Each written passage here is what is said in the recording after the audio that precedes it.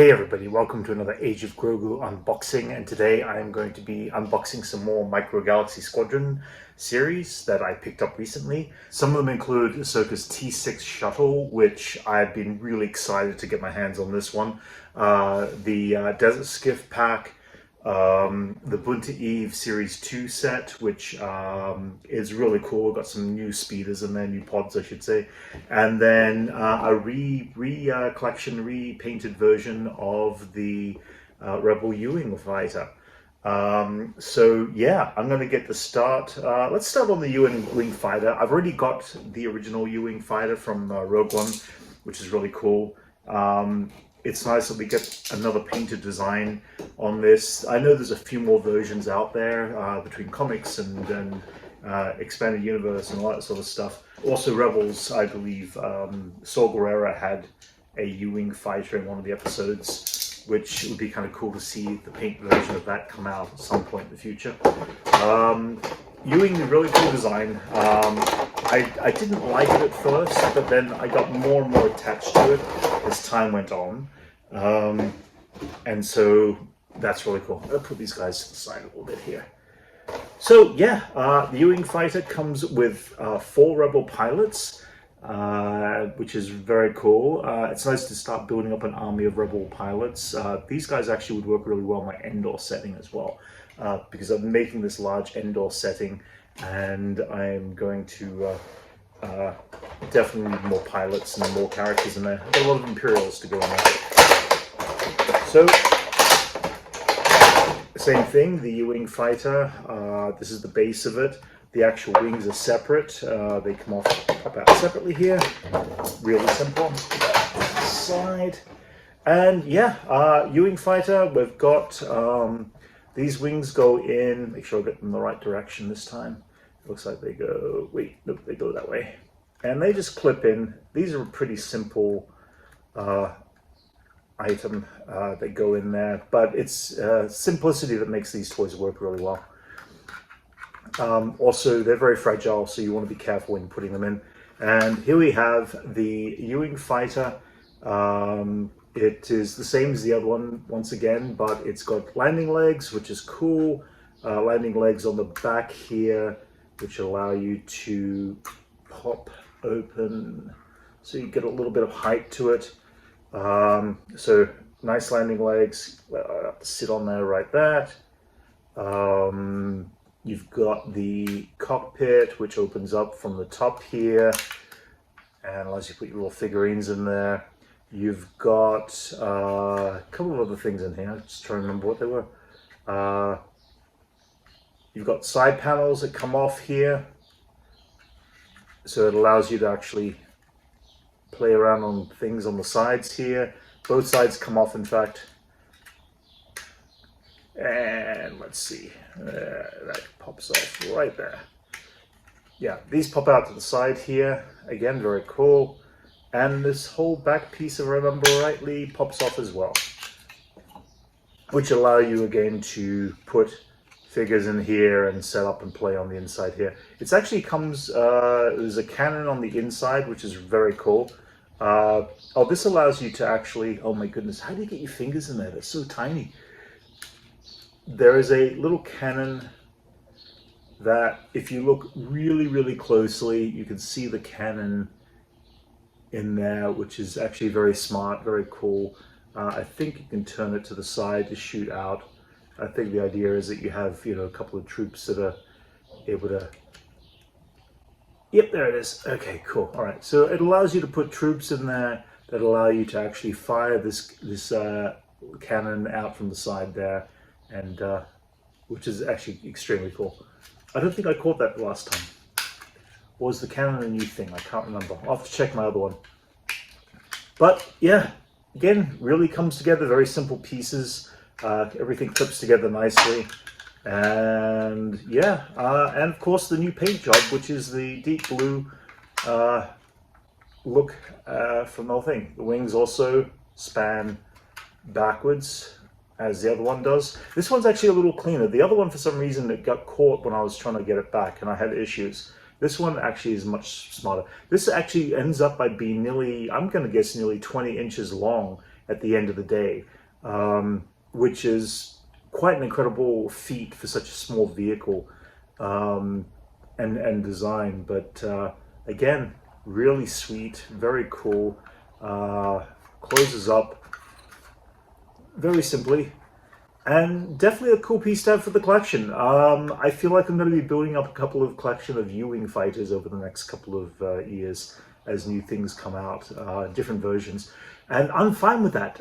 It's cool because, I mean, the Republic gunships, there's 6 versions of those. I'd still like to see more Republic gunships get made.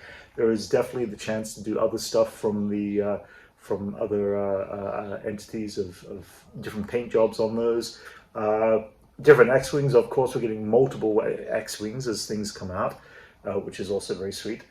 I'm going to open up this next, the Desert Skiff set, a 2-box set with a Pit of Carcoon.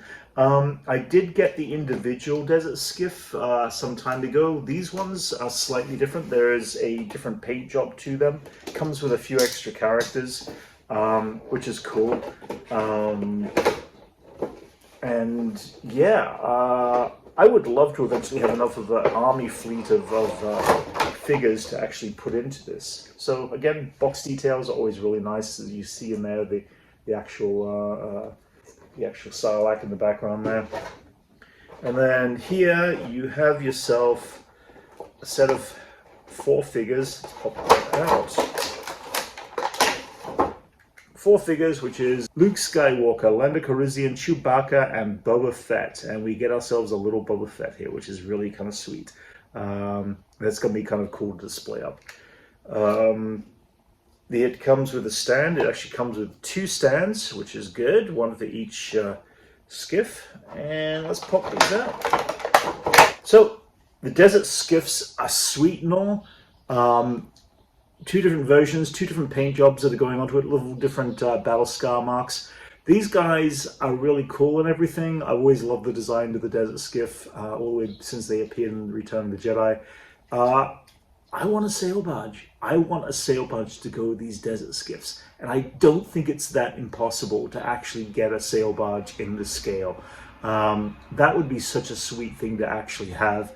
Get a little Jabba the Hutt, a couple of other characters on the barge. I'm definitely looking forward to seeing if that happens. In the meantime, I've now got 3 Desert Skiffs, and these 2 belong specifically at the Pit of Carcoon. It doesn't mean that I couldn't do a display of inside of Jabba's area where he actually keeps his sail barge, because that would be kind of cool too. We see that in the Book of Boba Fett.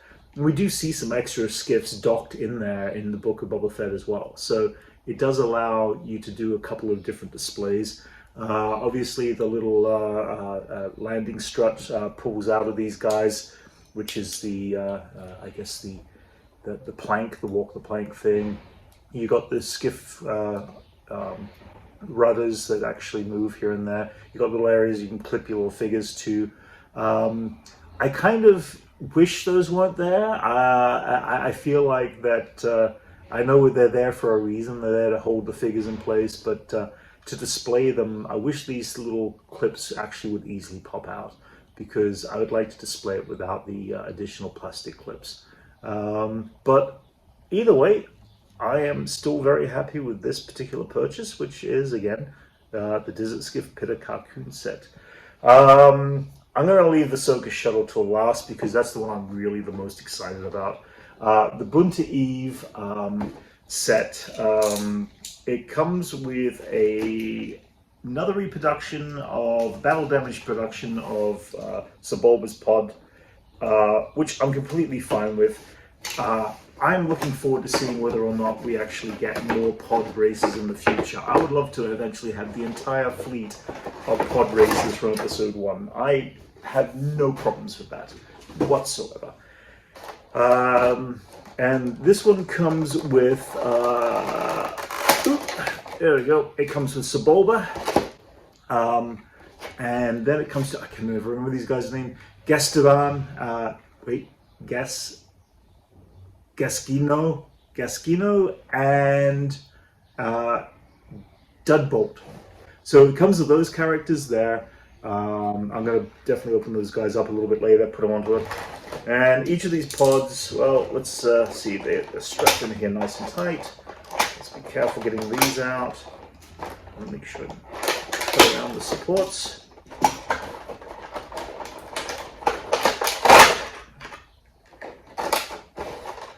Okay, and we have the first pod here. I'm going to have to go back and watch the movie to remind myself who flies what. Hang on, wait, I think we might have it on the box there. Okay, all right. This one is Gaskino's Pod Racer. Yeah, this is Gaskino's Pod Racer. Very cool detail. Again, it basically can only be displayed up on a stand, which the stands are all here. They're on the base here. Very simple. Hooks in just like this, as such. So these guys pop in there. They're a bit of a tight fit, but at the same time, they are nice and secure. And again, I'm looking forward to putting this up with Anakin's Pod Racer. The detail on these is just incredible. I absolutely am amazed at how good a quality they can get this stuff scaled down to now. Obviously, doing the whole 3D printing and everything built on the computer makes it very easy, worthwhile. And they're very cool designs. I mean, it's great that the stuff that Doug Chiang and his crew did are getting immortalized in some form or another in this scale, because it is such a great way to honor the design elements of what was created for Episode 1. And I think everything from the colors to the style to the ship, they're all right down to a T, pretty perfect to the real thing. So I'm really happy that this set was made. Let's check out the other ones. Okay. Here we have Dudbolt's Pod Racer. Again, another cool design. Very sweet. Let's get out the little stand. We'll put it on that.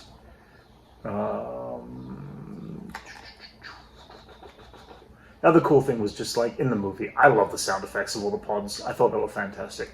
They all had such individual sounds to them all. And there you have it, Dudbolt's speeder.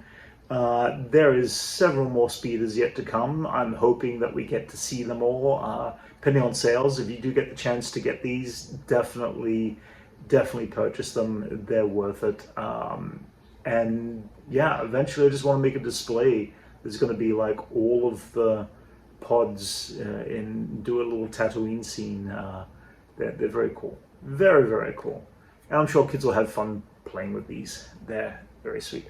Last one in there is Sebulba's pod, and again, his pod came beforehand, but this is the battle damage version, I guess you'd call it. I mean, it makes sense that for them to make more stuff that they have to kind of resell some of their old products. Is it necessary? Yeah, probably not. On a financial level, probably is. I understand that. So I am perfectly fine if we get another set that happens to have Anakin's pod, or if we get another set that has one of these pods that is battle damaged or destroyed or whatever. And again, here we got it. Sebulba's Pod Racer, slightly battle damaged, and of course, soon enough I'll put all these little figures in the sets. Again, really always love the design of Sebulba's Pod. Very cool. I love the scale of these, and they're so much bigger than I originally thought they would have been as the Micro Galaxy Squadron series. They really have done an incredible crafted job at getting the scale nice on each of these pods. So you can see there just such the vastness of difference designs and all that sort of stuff, which is great. Okay, so we're going to put those to the side. I will open up the vault stuff last, because that kind of requires some space. Let's get rid of all this. But I am about to open up Ahsoka's T6 shuttle. This one. of course, seen in the series of Ahsoka. We also originally saw the design of it in the Clone Wars originally, in the animated series of the Clone Wars, and it was always a very cool ship, and it was the Jistar Fight. And again, we've got some nice background in there. You see Shin's ship that comes out later. I think it's part of the Series 7, along with Marok's ship. I think Marok's ship is supposed to be a chaser or a rare, one of those two. But Shin's I've got on pre-order, and I think that comes out in December sometime. So let's have a look here. We got ourselves the figures of Sabine Wren, of Ahsoka Tano, and Professor Hu Yang, which again, great character. I love how Hu Yang's got a little tiny, his little backpack piece with his arms on his backpack is a separate thing that you plug in. That's actually really cool. I didn't expect to see that kind of detail once again. As for Ahsoka's shuttle, it comes in 2 pieces that you have to lock together. So let's take this out. Okay. And here it is. Let's see. Okay, so we're going to put this together. Here is the other wing piece.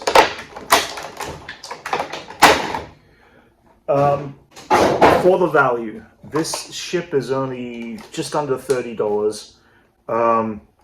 This ship, hang on, let's clip this in here first.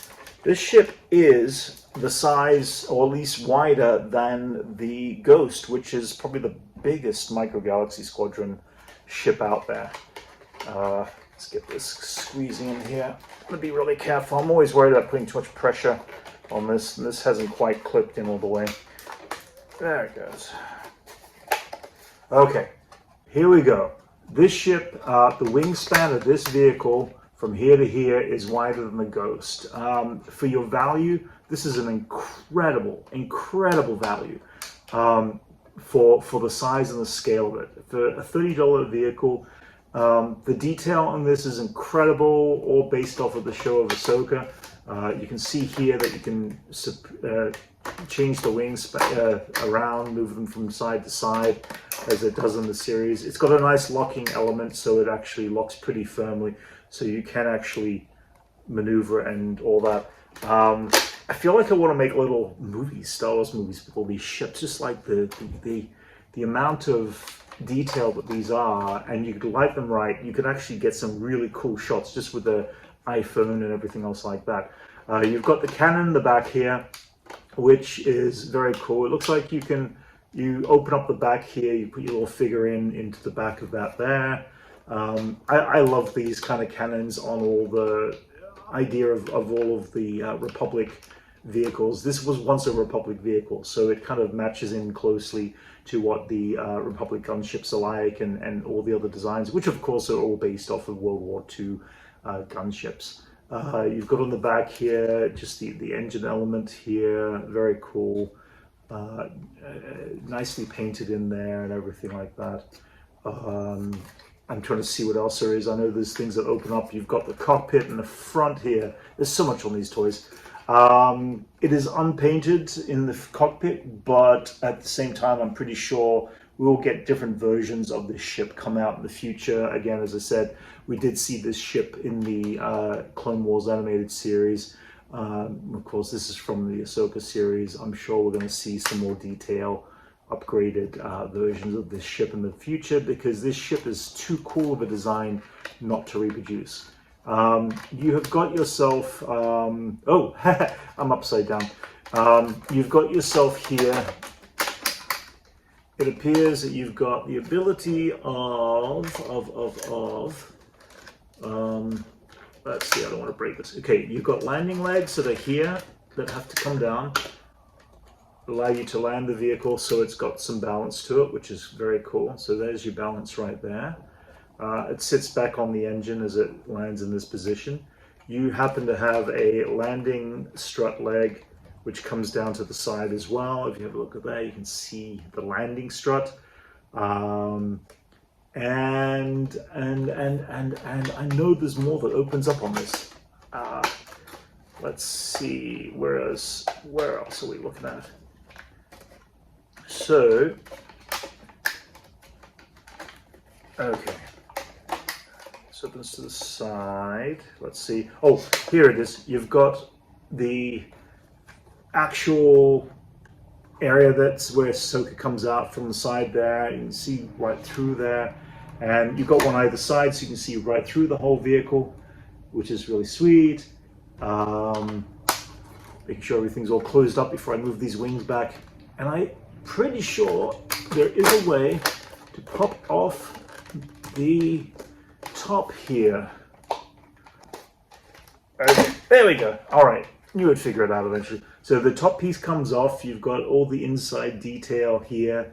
You've got all the detail on the inside of the ship, including the table.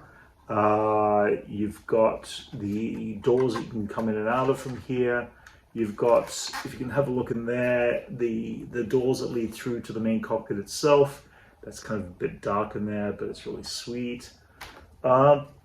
This ship is so cool for the value. It's such a great piece. Let's put this back into here. I'm very, very happy that I got this piece. Man, I can't wait to put this on the display. I've got to figure out where I'm putting this because it is such a big vehicle. I feel like I want to put it with a section with the Rebels.